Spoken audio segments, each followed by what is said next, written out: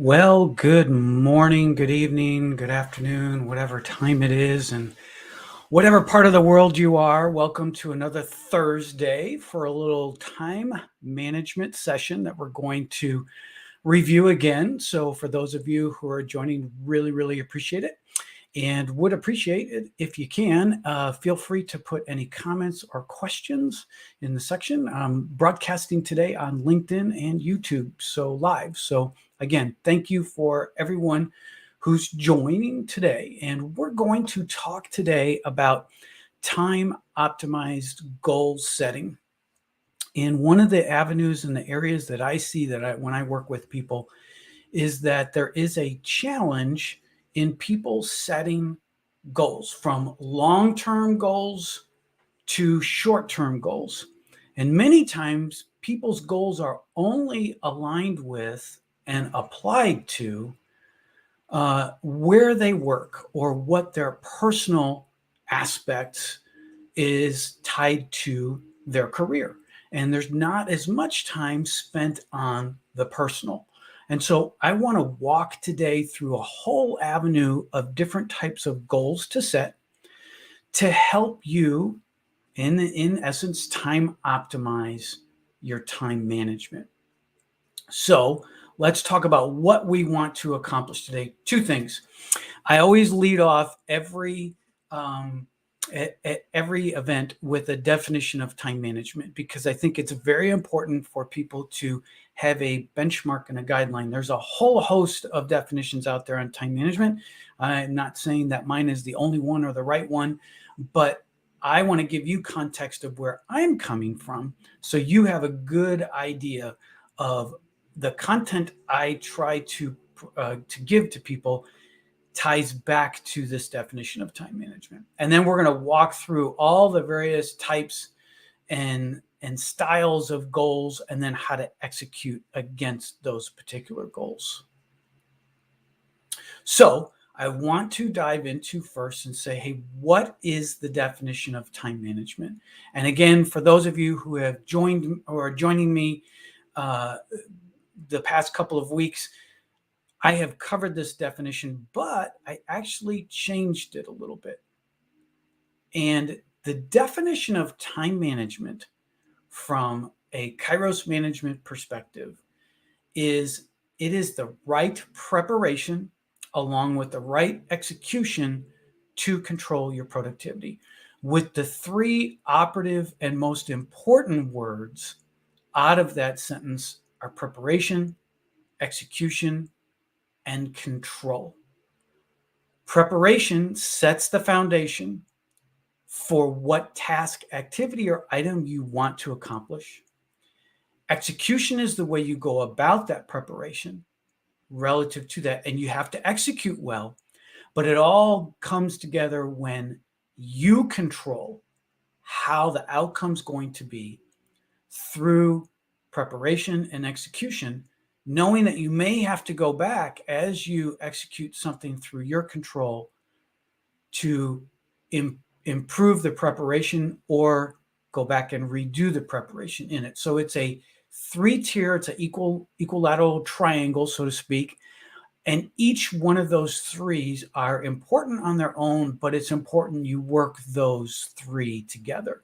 So that's the definition that we use as it relates to time management, and something that you need to be mindful of in whatever endeavor you do from a productivity standpoint. Prepare right, to execute right, and control those aspects so that others don't control you. So there's kind of a definition of how we look at our time management view and how you should manage your time. So want to acknowledge those of you who are joining us today. We really appreciate that. I know in India, it's getting close to your evening time now. So I appreciate that. Thank you, Saban. I appreciate that. Hi to you, and thank you for joining. So appreciate everyone who's on board with us right now. Again, please feel free to provide any comments or questions that you have. I'm going to stop during the course of this intentionally to see if I can either address any questions or come up or allow you to ask them during that time frame. So let's go ahead and talk a little bit about before we get into goals, because this aligns with that. And in the idea of executing time management, one of the things you need to pay attention to is this idea of five. What we have are the 5 areas of time management, and they all tie back to the preparation, execution, and control of things. So under planning, when you do planning, that's different than preparation. Planning is more of a verb and action oriented. Preparation is more of a noun. But if you look at that, planning is important in the time management definition for both the preparation and the execution of things. Secondly is task management. That's also very important because that ties to execution and control. If you don't have a solid method by which you manage your tasks, that can be a challenge in how you control your time. Then the third element or area of time management is focus, and that's the most important area. It's the biggest challenge for everybody. Not everybody, but I would say the majority of those who have taken the assessment tool that I offer. Focus is the biggest challenge. And then organization, that's about preparation and also execution. How well are you organized? How quickly can you get things that you need to get to? And then finally, personal care. Now, personal care is more of a way for you to have your mind, body, and spirit in the best shape it possibly can, so you are better able to focus in the other 4 areas or pay attention to the other 4 areas. So those are the 5 elements of time management that we look at and focus with as I work with people to help them improve their time management. All right, so now let's get into the details of today's discussion, and that is goal setting. And how do you set goals in a time efficient way? So we're going to walk through a purpose goal or a life goal statement, a bucket list, personal and professional. You'll see that those 2 are combined together. Long-term goal planning, which is usually more than 1 year. Annual planning, which is an annual 1-year goal. Short-term planning, that can be anywhere from 1 day to 6 months, but normally it's in like a 1 day to 90-day period.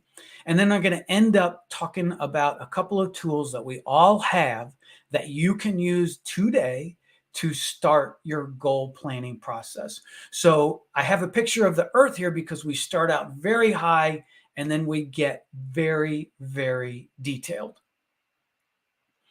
So let's start now with what I mean by a purpose goal. And this can be a very difficult exercise to do, but a very rewarding exercise to do. So purpose. What do I mean by purpose? So a purpose statement is something that ascribes to you that when you wake up in the morning, this is what I want to do with my life. It is a broad outlining statement. So many companies today have what are called mission and vision statements. If you go to any large company and take a look at their website, and you'll find out what is their vision or mission statement. For example, Nike's has been just do it. 3 statements that have defined their vision. And if you look at Nike as a company, you'll see they wrap around activity-based things to their products that tie back to that statement. Well, you need to have a purpose statement. You need to say, what is my vision or mission or both in life? What do I want to do? Now, your mission and vision or your purpose statement is definitely allowed to change. If you ask me, I'm in my 50s, if you had asked me what my vision or my mission or my purpose was in my 20s versus where I'm at in my 50s, it would be very different. So know that this is something that can change based upon what happens in your life. To develop a purpose statement, you need to look at these 5 particular areas. First thing you need to do is, what are your dreams? What do you want to do? And think outside the box here. Think, if I want to be an astronaut, or I want to be the next Elon Musk, or whatever it is, put your dreams down, write them down on paper, make them more of a reality than maybe something that you think about. Now, some of the dreams you might go, there's no way I can do this, but that's okay. Put it down. Put your dreams down on paper and let them become more real to you instead of maybe something you think or imagine about. After you put your dreams down, then you want to put your core values down. What's important to you? What are things in your life that you're just not going to bend on or break on, that can be part of your ethics, your integrity, but put your core values on? Because what you want to do there is, once you have your dreams set up and your core values set up, you want to know is, can't do the dreams that I have align with my core values? And if they don't, maybe I need to reevaluate my dreams. So, for example, if my dream is to win the lottery, and I have to spend all of my free money, or even not discretionary money, in order to do that lottery, that's going to go against my core values of being a good steward of my money. So the idea is, set your dreams and then your core values. Then after you've looked at those, if some of those dreams really are enticing and something I really want to unpack more, then you have to say, what do I have to do in my life to change? What are things in my life that I have to change in order to meet those dreams without compromising on my core values?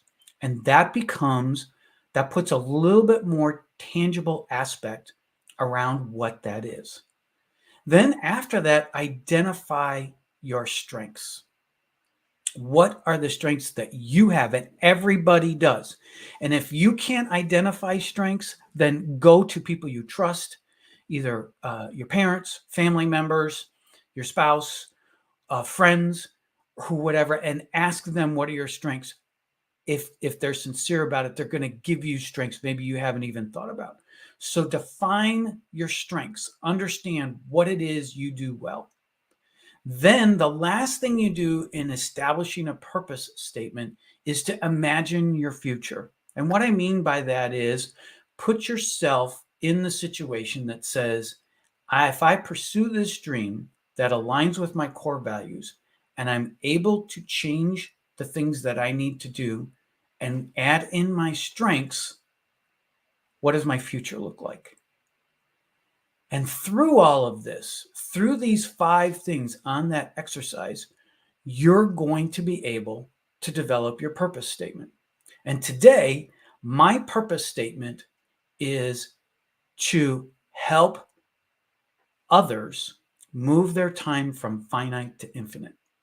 And what I mean by that is, I want to, in my life and how I help others in their lives, is to maximize the benefit of my time that I spend, and that I help others when they spend their time. And so for me, that incorporates all aspects of my life. It's a dream for me because it'll open up more and more time for me to be flexible to do the things I want to do. It aligns with my core values.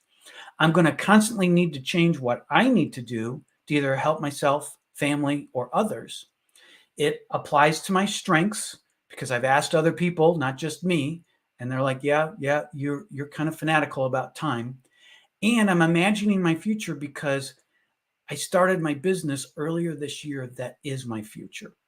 So develop a purpose statement because it defines a goal for you to move forward in other areas, and it makes the other goal purpose setting that much easier.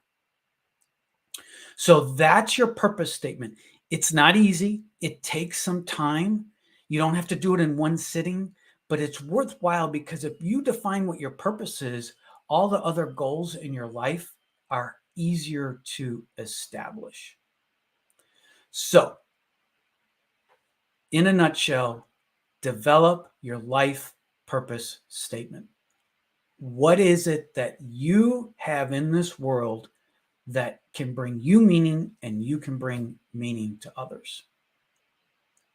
All right, let's talk about the next level. We'll kind of go the next level down as we look at our Earth here.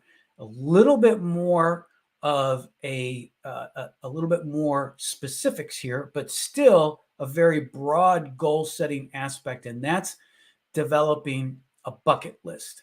So let me explain to you a little bit, for those of you who might not know what a bucket list is. A bucket list is a list of items, activities, projects, goals that you have set that you want to accomplish before you die.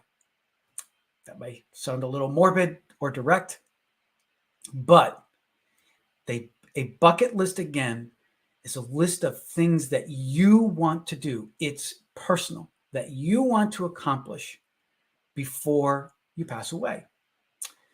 And it is, again, there's a lot of dreaming that goes into this, as we talked about in the purpose statement. There's a lot of dreams that go into this, a lot of things. There may not be a necessary time frame tied to this. You may look at something, an item on a bucket list, and it may not get done for years, maybe decades. The idea, though, is this is something that you, if you could, that's important to you, that you would like to get done. And the process behind a bucket list is, in essence, setting the list and identifying what's important to you. Now, I'll give you an example of a personal bucket list, which actually may get fulfilled next year. In the United States, there's the Grand Canyon. I've been there twice. It's such a beautiful area to be. It's in a national park in the United States. You can either get from it from the state of Arizona or Nevada, depending where. But there is a thing that people do every year, and they hike rim to rim. So I believe, and if my math is wrong here, or my data is wrong, forgive me, but I want to say that the Grand Canyon, it's at its peak, is at about an 8,000 foot level elevation. And when you go peak to peak, you start on one side of the Grand Canyon and you go down into the canyon, which I believe is about like a 4,000 elevation foot change till you get to what's called the Colorado River. You cross the river and then you walk back up on the other side. I have wanted to do this for years. And my son actually reached out to me a couple of years ago and he said, "Dad, hey, are we going to do this? What do you think?" And so we are in the early stages of potentially planning it. That's been a bucket list item of mine. So what happened there in its list, it's now raised up to the most important list on my bucket list. I also have hiking in the Alps is another item on my bucket list. Going to Australia is on my bucket list. Going to India is on my bucket list. So I have got a variety of things on the bucket list, and they change. I don't have firm dates set on some of those. So the importance is then the details. So what do I have to do to make this bucket list a reality? And you outline, what are my costs going to be associated with that? How much time is it going to take me to do this? What's the duration? Can I get it done in one day? Do I have to do it in a series of segments? You do all those particular information and you put those details down. Then you put a start date. And that's that then when that becomes real. So I put a start date on the bucket list item that I had for hiking the Grand Canyon, rim to rim. I had put that out 4 or 5 years. And I actually had going to India within the next 2 years. Now, I might fulfill both of those next year as I kind of work things out. So I might take something that was a few years down the road and I might actually can't accomplish those next year in 2023. So there's fluidity in your bucket list, but it's good to establish what you think you might be a start date, even if it's 10, 15, 20 years down the road. As then you move forward and it becomes maybe more of a reality on your bucket list, you need to really dive into what are the resources that you need. So for example, I'm going to have to figure out the cost to get out to the Grand Canyon. I know I need new equipment. So I'm going to have to see what kind of equipment I need there. And then, are there any other additional resources that need to happen? I've got to be able to figure out how am I going to be dropped off at one point of the Grand Canyon and have someone else pick me up when I get to the other side of the Grand Canyon. And then estimated end date. So in this case, the start date and the end date for what my son and I are thinking is we're going to do it in a 2-day hike. That's the plan. But I have to figure out how many travel days there, travel days back. Do I have a recruit day? So really, how long is that? And so as the bucket list becomes more real, more details come around that. But you can have as many items on the bucket list as you want. Again, it's things that you want to do. It can be career-based if you wanted to. It can be personal-based, but they're important things that you want to accomplish before you pass away.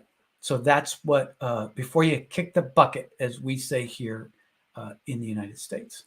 So that's a bucket list. So I'm going to stop here for a second.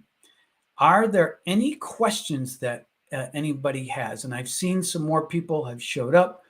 Hello, Barack. Thank you so much for joining this morning. Murphy, good afternoon to you. I appreciate that. Sherry, so good to have you join us. Sherry's a previous coworker that I worked with before. Really great to have you here, Sherry. And thank you. I'm going to butcher your name, Surjit. Hopefully I got that right. Thank you so much for joining today. I appreciate that. So again, if there's any questions, please feel free to put those in the comments area and I'll be happy to try to respond. All right. So we have done a purpose statement. We've done a purpose goal. We've done a bucket list item, how you establish that. Now we're going to talk about personal and professional goals. And I may sound like I'm talking out of both sides of my mouth here, but bear with me. So setting personal goals actually has two elements to it. It has a personal, maybe private element to it, and it has a professional element to it. And let me explain to you the difference. So let's say personal professional goal is something that you want to accomplish in your career outside of your normal job requirements. So for example, I had as a personal professional goal, I wanted to be an independent business owner. I wanted to own my own company. Now, I still had to, when I worked for my previous employer, I still had to give it my all with them. And I owed them that. That goes back to my core values. So while I was working a very, very satisfying and robust full-time position with my previous employer, I was on my own time establishing and working to eventually now start my own business. So a professional goal is something that's your goal that you need to work on in addition to the duties and responsibilities that you have with your goal. And a common one is, I would like to be a manager. Let's say you're working, I'm partial to sales because that was my career growing up in sales. But let's say you're working in an office and you want to be a manager. You want to go from your current position as maybe an account representative to being an account manager or sales manager. Well, you're going to have to do your job still very, very well. So whatever you're doing in that capacity, but then you're going to have to expend extra effort and time in other areas of your life to be able to do the necessary, either increasing your skill sets or necessary needs that your employer might want to ask of you to then be considered to be promoted to a manager. So a personal professional goal is something you're giving yourself to improve and grow that has to be added on top of whatever you're already doing on your career. Those professional goals can be long-term in minded. For me, it took me 2 years before I felt comfortable to step out on my own as an entrepreneur. And in your case, you have to figure out how long is that going to take me to do that. So those personal professional goals need to be in the mix. The second element, however, that I don't want you to forget is your straight personal goals, things that you want to be able to accomplish yourself. And if you're married, it might be to start to have children. That could be a personal goal. A personal goal could be, I want to be in my own house within 3 years. And you got to figure out what you have to do to save to do that. A personal goal could be an item off of a bucket list. So for example, if I choose to next year hike the Grand Canyon from rim to rim in 2023, that's still a bucket list item, but then I might move it to my personal goals. And the personal goals, again, whether it's a professional career aspect one or something that's a self-fulfilling private goal, those two may have long-term, more than a year aspects to them, but it's something that you are focusing on you. And that's, if you look at your goal setting, there are elements where it is pretty much focused on what you need to accomplish. However, if I go back to the professional goals, a professional goal is very appropriate when you get into annual planning. Like if your company gives you, hey, you need to do X amount of dollars this year. That's your goal. That is acceptable also to place on as a professional goal because it's important to you and what you need to accomplish in your life. So think of goal setting as goal setting for you. What's important to you from a professional and a personal aspect? All right. Now, we have gone through purpose, bucket, personal, and professional. Now we're going to talk about long-term. Long-term is going to add elements, has the potential to add elements of each one of the previous four. And let me explain. Long-term goals and around this is very important. They are typically longer than 2 years. 2 years or longer are typically long-term goals. They can and will include bucket list items as well as maybe even items tied to your purpose statement. So it could be bucket list items, it could be personal goals related to that. But these are longer term goals that you are committed to doing. So, for example, for me, a longer term goal that I am getting ready to put on the docket is to visit India. That's been it's been on one of my bucket list items. It's something I might get to next year, but I'm looking at as more of a long-term goal, probably a couple years out, maybe a year. I'd hope to make it next year, but if not, it'll be on that. And that will require a certain mindset and thinking, because if you're going to establish that long-term goal that you're going to give to yourself for 2 hours or 2 years or more, you need to give yourself some guidelines so you achieve that goal. And there are questions that you need to ask yourself as you set a long-term goal. The first one is How does this fall into? Is this a personal or professional? Now, remember, a professional goal could be tied directly to your business. Like your company wants to grow by 50% over the next 2 years.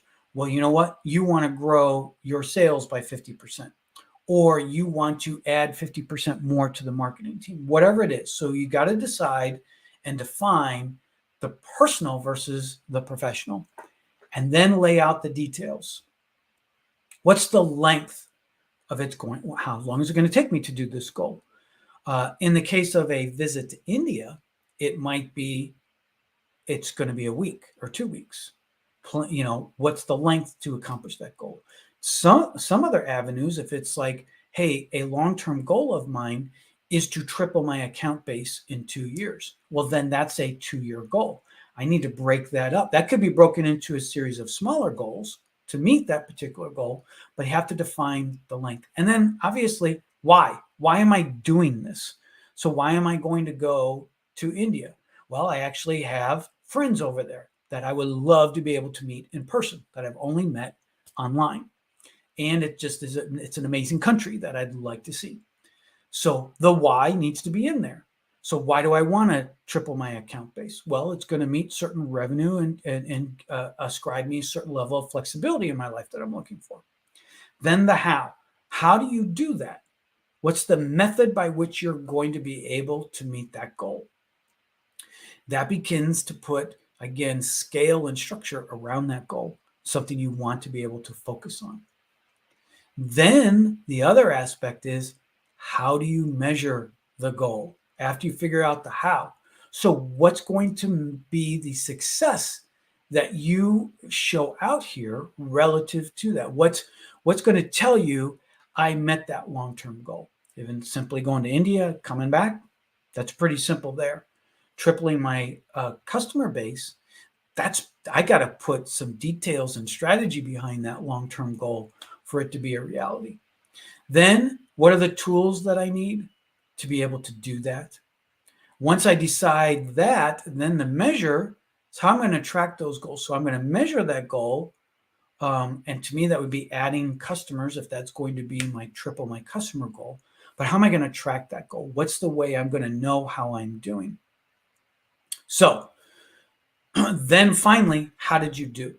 Now, it is okay if you start a long-term goal and you have to readjust or start it or do it differently. Go back. Again, as I talked about in our definition of time management, the preparation, the execution, and the control. If you're into your goal and realize things have changed or I'm not going to be able to accomplish that, it's okay for you to change and adjust and push that goal out, tighten that goal up. The idea is, how did you do? If it's important enough to you, I would like you to be able to say at the end, I met my goal. How did I do? I did it. You may be able to say, I did it not great, wasn't as organized as I liked, or it went exactly as I planned. And so in that case, it's good to go back and self-evaluate and realize how you did. So long-term goals are something that are usually 2 years or more, that you begin to lay the groundwork and the strategy behind in order to accomplish that. And it could take you a very short period of time. So we have talked a lot about goal setting. We've gone from a purpose statement to a bucket list to personal and professional goals to long-term goals. What kind of questions are out there? And Yolanda, thank you. You joined last week. Thanks for joining again today. I appreciate that. If there are any questions, again, please put them in the chat area, and I will try to get to them as we go along. All right, so we continue to go from high level, broad, down to now the next one we want to talk about are annual goals. And this is usually done, you're actually getting into the right time of year to think about setting your annual goals for next year. I usually like to do mine in like October of the previous year to lay out what my goals are for the next year. That helps me key up and understand the things that I need to do to be successful there. So let's talk about annual preparation and what that means. So it doesn't look much different than the long-term goals, does it? It's really the same methodology that you use for a long-term goal, you use for an annual goal. And an annual goal is something you set up, should have said that to begin with, is something you set up to accomplish in a particular calendar year. So for example, you may set 10 goals for yourself next year. Some of those goals might be done in 6 months. Some of those might be done, it might take you the whole year. Some might be done in a month. What you want to do from an annual preparation is lay out all the goals that you want. Again, drawing from the previous goals that you set up, from personal and professional, from your bucket list, from long-term goals. How do those fall into your annual preparation? So typically you set up a series of goals. Some of mine have been, this year was to start my own business. That was an annual goal. I achieved that goal. I achieved it earlier this year. I actually achieved that back in April. And so that one was done. Another goal of mine was to have at least every other week date nights with my wife, that we dedicate ourselves to go out on a date. We haven't met that goal very well. So when I get to the how did I do, I'm not going to do that very well. However, I'm still trying to do it. We're still trying to find those moments for us to have kind of a date night. So those are where their professional goals and personal goals lined up into that you want to accomplish typically in a calendar year. So I would encourage you, now's a great time to start thinking about what are some annual goals that I want to accomplish. And it's the same process you do for a long-term goal. Details, length, why am I doing this? How am I going to do this? I'm going to measure this. Are there any tools that I need? I'm going to track it. And then how did I do? So all of that is laid out there. It's very important that you include both personal and professional, and it can be fun stuff too. Trust me, make it fun. All right, so we've done annual goals now, which look a lot like long-term goals. The next area we want to talk about are short-term goals. And what do I mean by short-term goals? They're typically 90 days or less. They can be a little bit longer if you need to, but they're usually stuff that gets tied to the tactical aspect of your life, the things that you do on a day in and day out basis. But again, that can change. So let's dive into that a little bit. And again, it doesn't look that much different than long-term and annual goals. The idea is that and this is where the time management definition of preparation, process, and control really is important, and something that I work a lot with my clients on. The important aspect of setting short-term goals, which actually people don't do enough of, is stopping and setting out the details of what you want to accomplish. Short-term goals, if they don't have a lot of what we call teeth to it, details, structure, it gets very hard to be able to know and how to finish that on time. So the details are very important, and the specifics tied to that. Establishing a hard start date is also critical for short-term goals. And then on the back end, have a hard stop date. I'm going to begin on Tuesday. I'm going to be done with this on Thursday. Now, is it okay if the hard stop changes? Absolutely. But you just need to make sure that you address any other time management or activities that you have to do in that time frame if you don't meet a hard stop date. You also need to understand the time that it's going to take between the hard stop and the hard start and stop. And I would make a suggestion to you is that you take whatever time you think it's going to do and add at least 20% on top of that. I would actually recommend you add 50% on top of that. It always takes you longer than what you think it's going to be because life interrupts. So understand the time that it's going to take and add some factor on top of that. Trust me, if you get it done early, you're going to have plenty of other stuff in your schedule to fill things up. Or guess maybe what? You can have a little bit more personal time as well. Depends on your work situation. All right. Then the next thing you need to do is allocate that time and allocate it on your calendar or whatever measure you do to be able to track your time. Allocate it. And if you can, what I call hard allocate, meaning block that time on your calendar. And if you have to, negotiate protected time with either your boss or supervisor, any coworkers that you have. So that's really important there. And then commit. I'm going to get it done.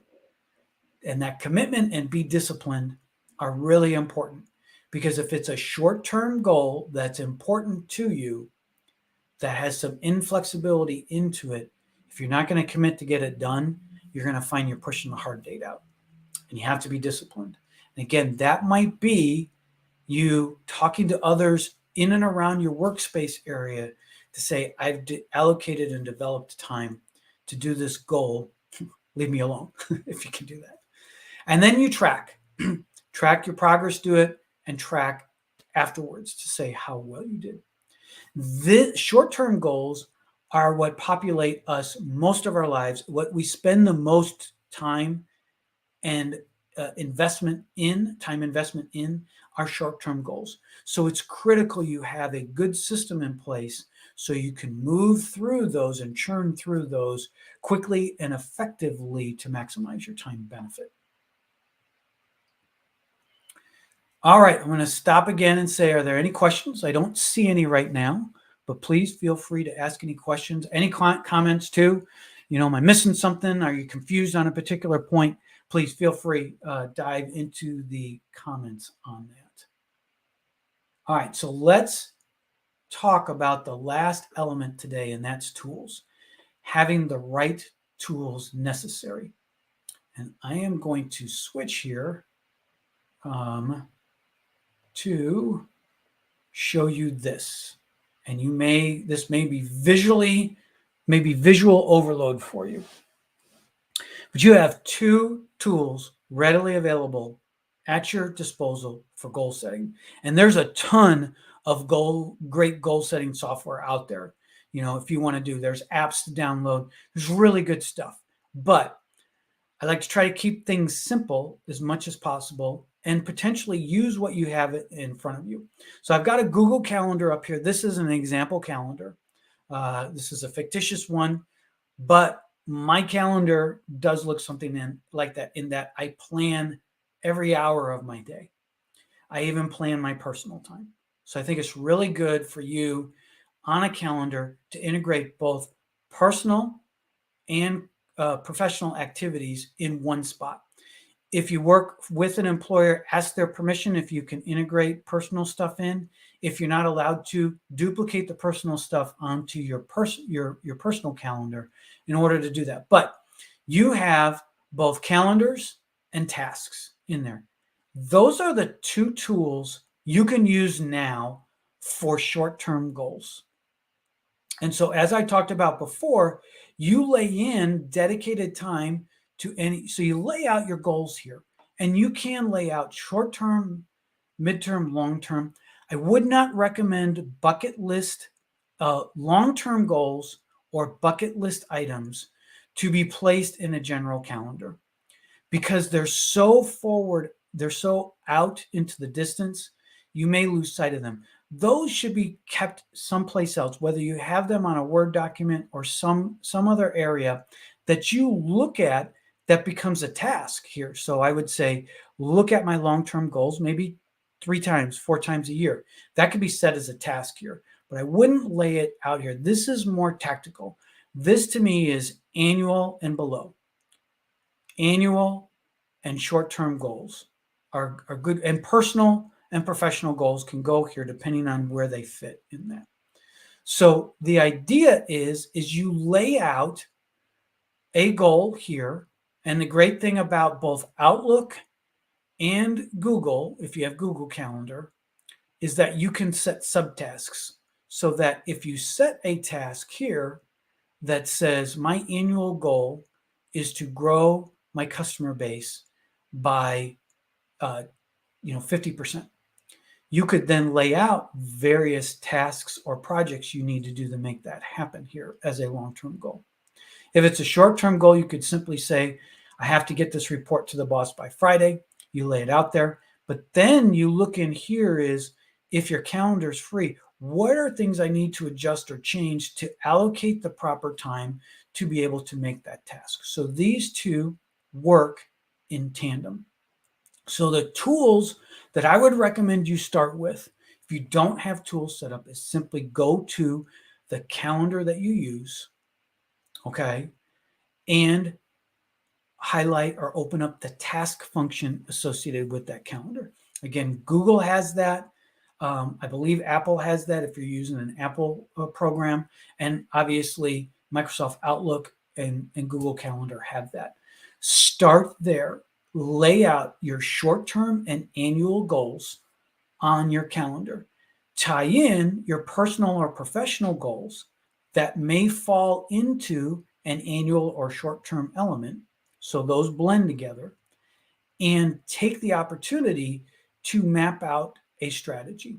Then separately, you want to, whatever method you want to do, whether you want to have it on a Word document, write it down as a list, but put your purpose statement, your purpose statement, bucket list, and long-term goals someplace separate to then be ready to integrate them into these two tools. Again, there's a whole host of other stuff out there that you're probably using.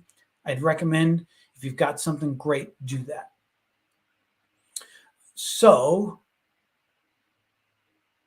as I mentioned, we went over the calendar and the lists or tasks. The last element I want to talk about is the importance of maintaining focus as you do your goals. This is a time management challenge for most people. And the idea here is that you need to make sure that whatever goal you establish, long-term, short-term, annual, personal, professional, is that you don't procrastinate in doing that goal, and that you are positively motivated to do that goal. If you're not, stop and evaluate. Do I need to be doing that goal at this time? Should I adjust? What do I have to do to adjust my attitude? And then in amongst fulfilling that goal, you need to be able to say no to people if they're interrupting you when you're trying to accomplish that goal. You need to internally remove focus or remove distractions. And what I mean by internally, it's a mental game that you have to do to not be distracted. And my phone is the biggest distraction that I have to be disciplined on. Interruptions are next. Interruptions are usually external, people coming to bug you during the time that you want to be protected. And then talking too much. What I mean is, you talk about your goal. I'm going to do this. I'm going to do this. I'm really going to do this. Sometimes in order to be focused, you just have to shut up and start producing. So tying back to our definition of time management, the planning, the process, and control, all three of those play in the element as you execute or work through that goal to stay focused. So that's an important element. Whatever you do, you need to stay focused. So again, the definition of time management is you set your goals up, are the right preparation. That's critical in goal planning. If you're not going to prepare to set the right goals, it's really going to be hard to execute and control your productivity. So preparation is a key element, but execution and control play later on as you go to implement those goals out there. Yolanda, I see you have a question, and you said, how do you avoid becoming overwhelmed by your calendar? That's a great point. And again, I know I put that up. I'm going to show that again. I'm putting that up. That's pretty overwhelming. and I can understand that. I can tell you right now, this is a typical calendar. When I work with clients, this is what a typical calendar looks like. Meetings are, it's populated with things either they put out there and then, or others have assigned them a meeting. And so typically what happens here is that in the open spaces, they're going to say, you know what, I'm just going to go ahead and I'm going to fill in my time or work on stuff in between meetings. So what I like to do relative to a calendar is to plan every hour out. So this looks overwhelming, but this is, again, it includes all the items in blue are these items here, but now I filled up and around other items and activities that are important to me. So to not be overwhelmed by your calendar, my suggestion is start one day at a time. Instead of trying to plan this out, plan structure one day at a time, be disciplined and hold yourself. So if it's Tuesday of next week, if it's the 20th, and that's what I've planned every hour of my calendar out, then you see how that day went. And if that day went well and you hold it out, then you start to plan 2 days a week and keep going. What you find is I want everybody to become proactive in their calendar so that others aren't. I manage your calendar so that others don't manage it for you. And as you do that, this doesn't seem overwhelming. This actually is a security blanket for me. It knows I've planned things. Now, someone could come. I could have a client say, I need your time during this time. Are you available? I'll adjust my calendar as I need to accordingly. But I'm dictating how I allocate my time as much as I can. And Yolanda, you are so true. Prioritization overcomes procrastination. As you set things up and as you do your calendar layout like this, that's the preparation part of time management. It helps you execute better and it provides you with greater control. So thank you that's a great question. All right, I'm going to go one more time here. Whoops, wrong one. What kind of other questions do we have relative to setting goals or any other time management challenge you might have? All right. Well, goal setting is very, very important to you. It's very important to your time management. It's very important for you to be able to be successful, both short and long term. So I hope that this has given you food for thought. Please feel free to message me if I've got some additional tools like how to set a purpose statement.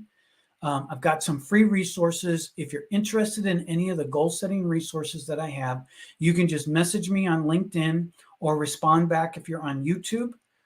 Just respond back in the comments. I'll get back to you. And I'd be happy to go through and review that with you. And also just to finalize, the time management assessment that I offer as part of our strategic help for both clients and companies. It's a report tied back to what we've talked about today. If you're interested in that, just message me. I'll send you the link and you can go ahead and take the assessment and I'll send you a free summary report that gives you an overview of your time management that can help you go from there. Again, I just wanted to thank everybody who stuck with me. Good luck on your goal setting. Reach back out to me if you've got any questions, and I'd be happy to review those with you and have fun setting goals. My suggestion, if you're going to start first on your short-term goals, get those down, and then go back to your purpose statement. What is the purpose for you for waking up in the morning? What is your contribution to the world that you want to do? So again, thank you, everybody. Have a wonderful rest of the week and weekend.